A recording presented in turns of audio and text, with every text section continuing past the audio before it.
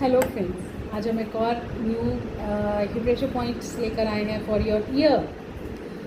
Year हमारे बहुत important है organ for hearing as well as for balancing our body. ये हमारी बॉडी को बैलेंस भी करता है, हियरिंग में भी बहुत हेल्प करता है। यही है एक ऑर्गन जिससे हम कुछ भी सुन सकते हैं, ठीक है।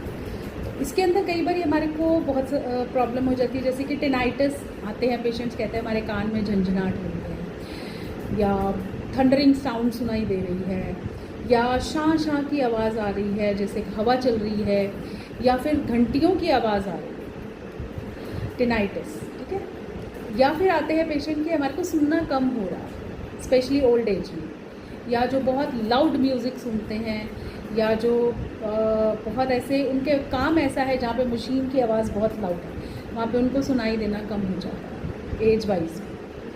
कई बार हमारे को ईयर्स की वजह से वर्टिगो या ईयर में एक वैक्स भी होती है। तो इन सब के एक्यूप्रेशर पॉइंट्स मैं आज आपको बताने लगी हूँ। First point as usual between thumb and the index finger, energizing point. ये हर बार ये आपको हर रोज़ करना ही करना है, ये फुल बॉडी को हमारे को एनर्जी देता है। Second point, with the help of Jimmy आपको अपना यहाँ पे ये थंब का जॉइंट है, यहाँ से ऊपर दोनों तरफ, दोनों हैंड एंड दोनों फीट, ओके।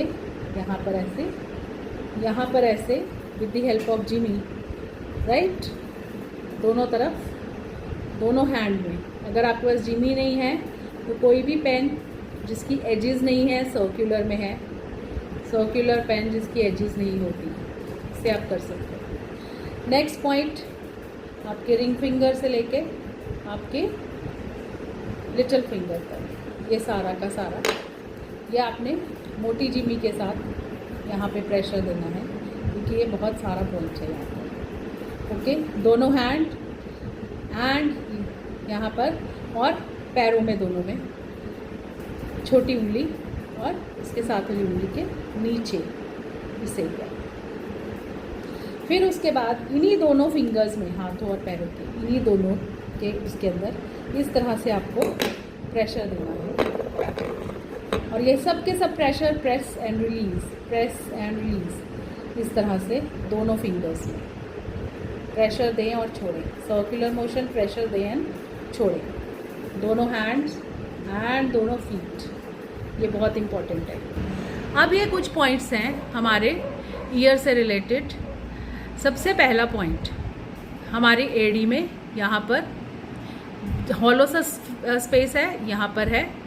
फिर उसके बाद इसी तरह से कान के यहाँ पर जब हम मुंह खोलेंगे, मुंह खोल के यहाँ पर एक हॉलो सा स्पेस बनेगा कान के सामने।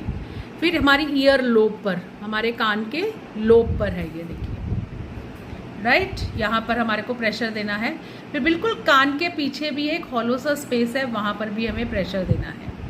फिर ये हमारी गर्दन में बैक साइड पे, इस तरह से हमारे को हाथ रख के, हाथ हमारे ऊपर होने चाहिए, थंब के साथ हमें ऐसे ऐसे प्रेशर देना है ये वाले एरियाज़ में, बिल्कुल हमारे जहाँ पे स्कल ख़त्म हो रही है वहाँ पे, और हमारे गर्दन के साथ साथ में, हड्डी के साथ, हड्डी के ऊपर नहीं देना, हड्डी के साइड साइड पे हमारे को प्रेशर देना है।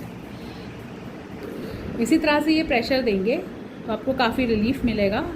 और धीरे धीरे धीरे धीरे, आई वोंट से कि ये 5 डेज़ 10 डेज़ 15 डेज़ नहीं, ये आपको लॉन्ग टर्म प्रेशर देना पड़ेगा। पहले तो आपके हियरिंग अगर लॉस हुआ है तो आपकी और ज़्यादा प्रॉब्लम होने से कम हो जाएगी। धीरे धीरे टाइम पीरियड के साथ 5 मंथ्स 10 मंथ्स 12 मंथ्स यानी 1 ईयर या उससे भी ऊपर आप ये रेगुलर रोज़ करेंगे तो काफ़ी फ़र्क पड़ेगा।